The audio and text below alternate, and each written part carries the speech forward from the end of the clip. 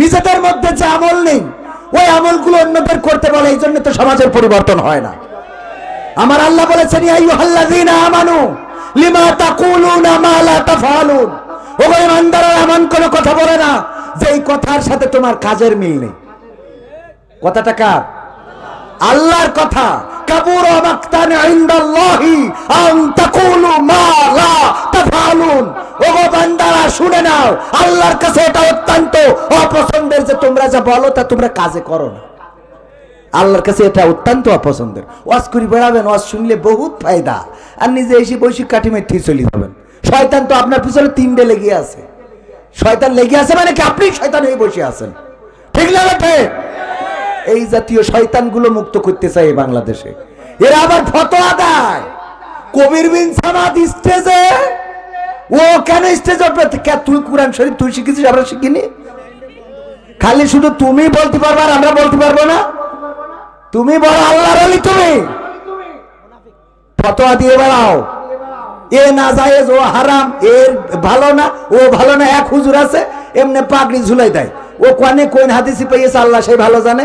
মানসি পাগড়ি দেয় পিছনে, ও দেয় সামনে, দেখেছেন কিনা?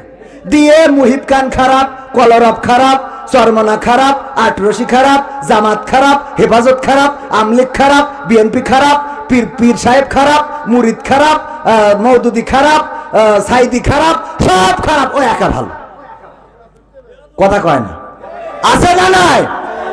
স্টেজে উঠে ওয়াজ করো, তা না করে কিডা খারাপ কার তুমি যে হেগে শোষো কিনা এটা তো কেউ দেখতে চায় না। তোমার পাশা চেক করলে দেখা যাবে যে না শুইতে বাড়ি চলে আসে। খালি ওই স্টেজে উঠে বহু গরম দেখানো যায়, বাস্তবিক আমলে কে কতটুকু আছে এটা দেখার দরকার আছে না নাই? পবিত্র কোরআনের 2 নম্বর সূরা, সূরা বাকারার 183 নম্বর আয়াতে কারিমা তেলাওয়াত করেছি, শুনেছেন আপনারা? অনেকেই জানেন আরে রমজান মাসে তো মুখস্থ হবে না, হবে না, রমজান মাসে মুখস্থ হবে না, হবে না। অনেকের আবার মুখস্থ হয় না। রমজানে যে দোয়া পড়ে সুবহানাজিল মুলকি ওয়াল মালাকুতি সুবহানাজিল ইজ্জাতি ওয়াল আযিমাতি ওয়াল হাইবাতি ওয়াল কুদরাতি ওয়াল কিবরিয়া ওয়াল জাবারুত, এই দোয়াটা পারেন না অনেকেই? অনেকেই শুনে শুনে মোটামুটি মুখস্থ, কিরাম মুখস্থ। ও যেই দোয়া পড়ে ইমাম সাহেব ও এমন ভাবে ধরে সুবহানাজিল মুলকি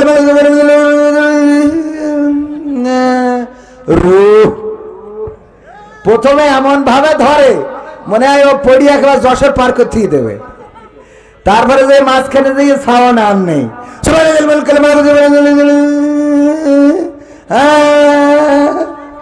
রূহ আছে না নাই? এরকম মানুষ আছে না নাই? সম্মানিত ভাইরা, পবিত্র কোরআনের 183 নম্বর আয়াত আল্লাহ বলছেন ইয়া আইয়ুহাল্লাযীনা আমানু কুতিবা আলাইকুমুস সিয়াম কামা কুতিবা আলাল লাযীনা মিন ক্বাবলিকুম লাআল্লাকুম তাত্তাকুন, ওগো ঈমানদারেরা আমি তোমাদের উপরে রমজানের রোজাকে ফরজ করে দিয়েছি যেমন ভাবে ফরজ করেছিলাম তোমাদের পূর্ববর্তী নবীগণের এবং তার উম্মতগণের উপরে, যাতে করে তোমরা তাকওয়ার অধিকারী হতে পারো। কিসের অধিকারী? তাকওয়া। রোজা রাখলে কি পাবো আমরা? তাকওয়া অর্জন করব। কি অর্জন করব? তাকওয়াটা বোঝেন কিনা? তাকওয়াটা হলো আল্লাহর ভয়। কার ভয়? একমাত্র রমজানের রোজা ছাড়া আর কোন ইবাদত নেই যেটা শুধুমাত্র আল্লাহকে দেখানো যায়, আর একটাও নেই। তাহাজ্জুদের নামাজ পড়বেন, তাও বউ দেখে ফেলে। হুজুর দেখে কিনা? বউ দেখে ফেলে, অথবা সন্তানেরা জেনে ফেলে। তাহাজ্জুদের নামাজ গভীর রাতে পড়ার ইবাদত, এই রাতের ইবাদতটাও যদি করেন কেউ না কেউ দেখে ফেলে। আর রোজা এমন যে যদি কারো পিছনে লোক লাগিয়ে দেওয়া হয়, যে সভাপতি চিন্তা করলো কবির ভাই আসলে রোজা রাখে কিনা, এর জন্য আমার পিছনে একটা লোক লাগাই রেখেছে যে তুই একেবারে সুবে সাদিক থেকে শুরু করি সূর্যাস্ত পর্যন্ত আমি তোর বেতন দেবো, কবির পিছনে লেগে থাকবি। তো আমার পিছনেও লেগে থাকবে, অন্তত টয়লেটে যাওয়ার সময় তো আর আমার সাথে যাবে না, যাবে?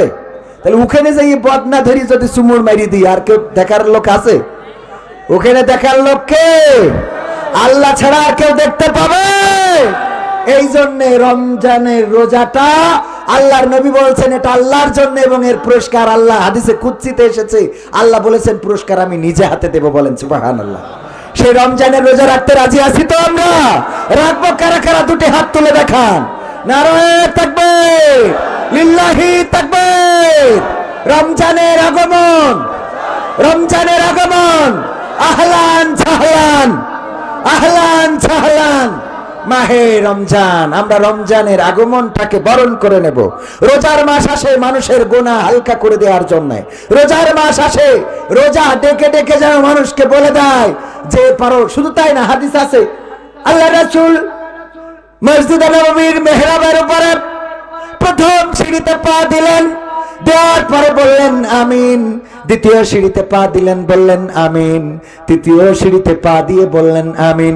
যখন পা দিলেন আর বললেন আমিন, সাহাবী রাদিয়াল্লাহু তাআলা আনহুগণ বললেন, ওগো নবী গো, কি এমন ঘটে গেল যেই ঘটনার কারণে আপনি আজকে মেহরাবের প্রতিটি সিঁড়িতে পা দেওয়ার সময় বললেন আমিন আমিন আমিন? একবার নয়, দুইবার নয়, তিনবার বলেছেন। কেন গো রাসূল? আল্লাহ রাসূল সাল্লাল্লাহু আলাইহি ওয়াসাল্লাম বললেন, আমি যা জানি তোমরা তা জানো না, আমি যা দেখি তোমরা তা দেখো না, আমি যা শুনি তোমরা তা শোনো না। ওগো আমার সাহাবীরা, তোমাদের কাছে ঘটনাটা বলে দিই। কিছুক্ষণ আগে জিবরাইল আলাইহিস সালাম এসেছিলেন, আমার কাছে এসে দোয়া করলেন। বললেন, ওগো আল্লাহর রাসূল, যে নবী মুহাম্মাদের নাম শুনল কিন্তু তার প্রতি দুরূদ পড়ল না, সাল্লাল্লাহু আলাইহি ওয়াসাল্লাম বলল না, সে যেন ধ্বংস হয়ে যায়। আমি বলেছি আমিন। দ্বিতীয়বার বললেন।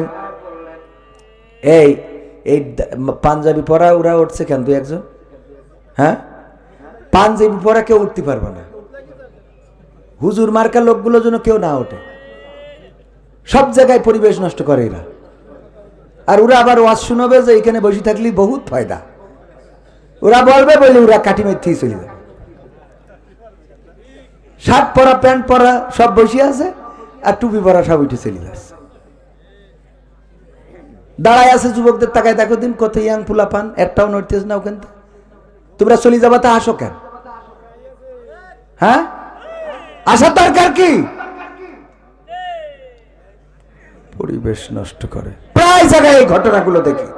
নিজেদের মধ্যে যে আমল নেই, ওই আমলগুলো অন্যদের করতে বলে, এই জন্য তো সমাজের পরিবর্তন হয় না।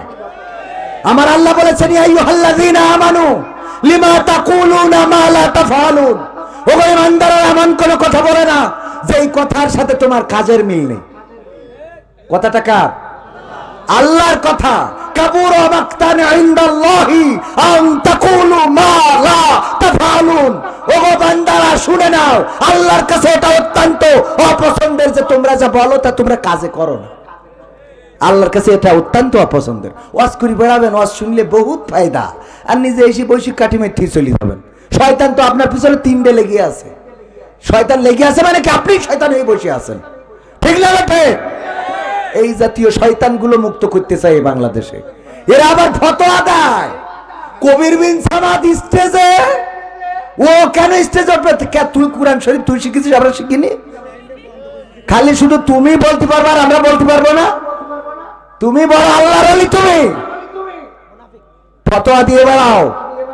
এ না জায়েজ, ও হারাম, এর ভালো না, ও ভালো না। এক হুজুর আছে এমনি পাগড়ি ঝুলাই দেয়। ও কোনে কোন হাদিসি পেয়েছে আল্লাহ সেই ভালো জানে। মানসি পাগড়ি দেয় পিছনে, ও দেয় সামনে। দেখেছেন কিনা? দিয়ে মুহিব খান খারাপ, কলরব খারাপ, চরমনা খারাপ, আটরশি খারাপ, জামাত খারাপ, হেফাজত খারাপ, আমলিক খারাপ, বিএনপি খারাপ, পীর সাহেব খারাপ, মুরিদ খারাপ, মওদুদি খারাপ, সাইদি খারাপ, সব খারাপ, ও একা ভালো। কথা কয় না? আছে না নাই? স্টেজে উঠে ওয়াজ করো, তা না করিয়ে কিডা খারাপ কার, তুমি যে হেগে শোষো কিনা এটা তো কেউ দেখতে চায় না। তোমার পাশা চেক করলে দেখা যাবে যে না শুইতে বাড়ি চলে আসে। খালি স্টেজে উঠে বহু গরম দেখানো যায়, বাস্তবিক আমলে কে কতটুকু আছে এটা দেখার দরকার আছে না নাই? এক হুজুরের কাছে এরকম সভাপতি যে বলছে, হুজুর একটু দোয়া করে দেন, আমার ওই ক্ষেতটায় পানির দরকার কিন্তু বৃষ্টি হচ্ছে না, আবার পানিরও কোনো লাইন নেই, যেন একটু বৃষ্টি হয়। আপনারা তো হুজুর মানুষ, আল্লাহওয়ালা মানুষ, একটু দোয়া করে দেন যেন বৃষ্টি হয়। হুজুর বলছে ঠিক আছে, জমি কোনখান? দেখাই দিয়েছে ওই যে ওইখান, যাও কাল সকালে এসে দেখবা সকালবেলা এসে দেখে সত্যিই জমি ভিজে গেছে। বলছে ওরে বাবা কত বড় আল্লাহওয়ালা হুজুর, আমি দোয়া চাইছি আর জমি ভিজে গেছে। গ্রামের লোক সবাই বলছে আহারে বানিয়া বাহু, আমাদের এমন একজন হুজুর এসেছে যে দোয়া করলে জমি ভিজে যায়। এইবার সবাই এসে বলছে হুজুর আমাদের জমিও ভিজাই দেন, আমাদের জন্য দোয়া করি দেন। সবাই দোয়া চেয়েছে। পরের দিন সকালবেলা যেয়ে দেখে আর কারোর জমি ভেজে নাই। সবাই এবার চলে গেছে হুজুরের দেখার জন্য যে হুজুর কেমন দোয়া করলো যে একজনের ভিজেছে আর আমাদের ভেজলে না। এসে দেখে মাদ্রাসায় হুজুরও নেই, ছাত্ররাও নেই। কারণ কি?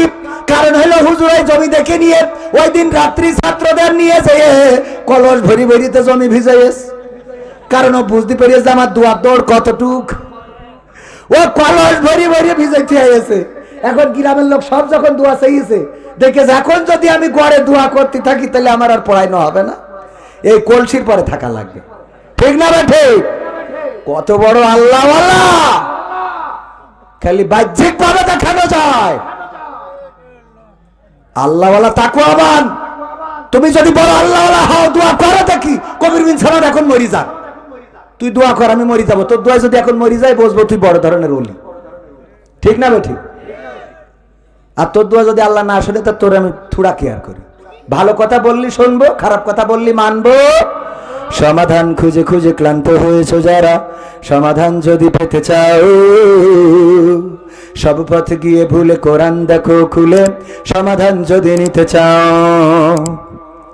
সমস্যা যত সব দূর করে দিবে রব, সমস্যা যত সব দূর করে দিবে রব, যদি তুমি যাও চেয়ে যাও সমাধান।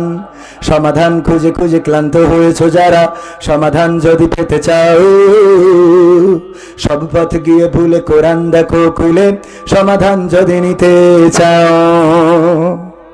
কোরআন ধরি না বলে, কোরআন পড়ি না বলে চারিদিকে হই লাঞ্ছিত, কোরআন জানি না বলে, কোরআন মানি না বলে সব অধিকার বঞ্চিত।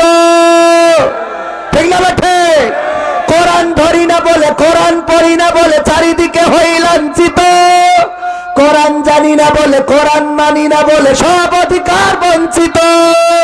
মরিচিকার পিছে না ঘুরে মিছে মিছে, মরিচিকার পিছে না ঘুরে মিছে মিছে, কোরআনটা খুলে দেখে নাও সমাধান।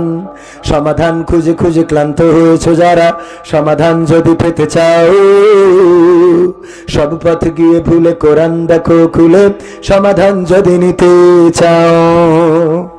কোরআনেই বলা আছে কোন পথে চলবে, কোন পথে মিলবে মুক্তি, কোরআনেই লেখা আছে কোন পথে শান্তি, কোন পথে আসবে শক্তি। কোরআনেই বলা আছে কোন পথে চলবে, কোন পথে মিলবে মুক্তি, কোরআনেই লেখা আছে কোন পথে শান্তি, কোন পথে আসবে শক্তি। আলে আর আলোয় প্রতারিত না হয়ে, আলে আর আলোয় প্রতারিত না হয়ে কোরআনটা খুলে দেখে নাও সমাধান। সমাধান খুঁজে খুঁজে ক্লান্ত হয়েছো যারা, সমাধান যদি পেতে চাও সব পথ গিয়ে ভুলে কোরআন দেখো খুলে, সমাধান যদি নিতে চাও। কোরআনেই খুঁজে পাবে সংসার নীতি, আর কি হবে রাষ্ট্রের নীতি, কোরআনের আইন চললে দেশে দূর হবে সব দুর্নীতি। ঠিক না বেঠে? কোরআনেই খুঁজে পাবে সংসার নীতি, আর কি হবে রাষ্ট্রের নীতি, কোরআনের আইন চললে দেশে দূর হবে সব দুর্নীতি। মানব রচিত মতে শান্তি খুঁজো না পথে, মানব রচিত মতে শান্তি খুঁজো না পথে, কোরআনটা খুলে দেখে নাও সমাধান। সমাধান খুঁজে খুঁজে ক্লান্ত হয়েছো যারা, সমাধান যদি পেতে চাও সব পথ গিয়ে ভুলে কোরআন দেখো খুলে, সমাধান যদি নিতে চাও। সব সমস্যার সমাধান কোরআনের আইন যদি কায়েম হয়ে যায়, চোর চুরি করলে তার শাস্তি কি, হাতের কবজি ধরে নেন কবির বিন সামাদ, হাতের কবজি কাটা এসে ওয়াজ করতেছে ভাইয়েরা বাবারা কেউ চুরি করবা না, চুরি করা অনেক বড় গুনাহের কাজ, তাই কেউ চুরি করবা না। আর কোরআনের আইন অনুযায়ী হাতের কবজি কিন্তু থাকবে না, এই জন্য কেউ চুরি করিরো না রে। আপনারা বলতেন হুজুর আপনার হাতের কবজি কই? আমি বলতাম আমি একসময় কালীগঞ্জের চিনির কলে কাজ করতাম, ওখানে আমার দায়িত্ব ছিল আখ ঢুকানো। আখ ঢুকাইতে ঢুকাইতে একদিন একটু কাক ঘুম এসেছিল, আর আমি ঘুমাই গেছিলাম, আখের সাথে আমার হাত ঢুকে সেটাও ওই চিনি হয়ে রস হয়ে চিনি হয়ে গেছে। এই জন্য ডাক্তার কবজিতে কেটে দেছে। আপনারা বাড়ি যাওয়ার সময় বলতেন যাই বলো তাই বলো, এই হুজুর কিন্তু এককালে চোর ছিল, ঠিক না? ঠিক। চেয়ারম্যান এসেছিল, উনি যদি এসে বলতেন ভাইরা আমার বুসাহার, এই বললে আপনারা কি বলতেন? চেয়ারম্যান সাহেব 5 বছর তালি মনে হয় ভালো থাকতে দেননি মানুষের, ঠিক না? ঠিক। কোরআনের আইন কায়েম হয়ে গেলে খালি শুধু এই একটা হাত কাটার বিধান কায়েম হইলেও আমাদের সুইস ব্যাংকে বাংলাদেশিদের টাকা এত জমা থাকতো না, ঠিক না? ঠিক।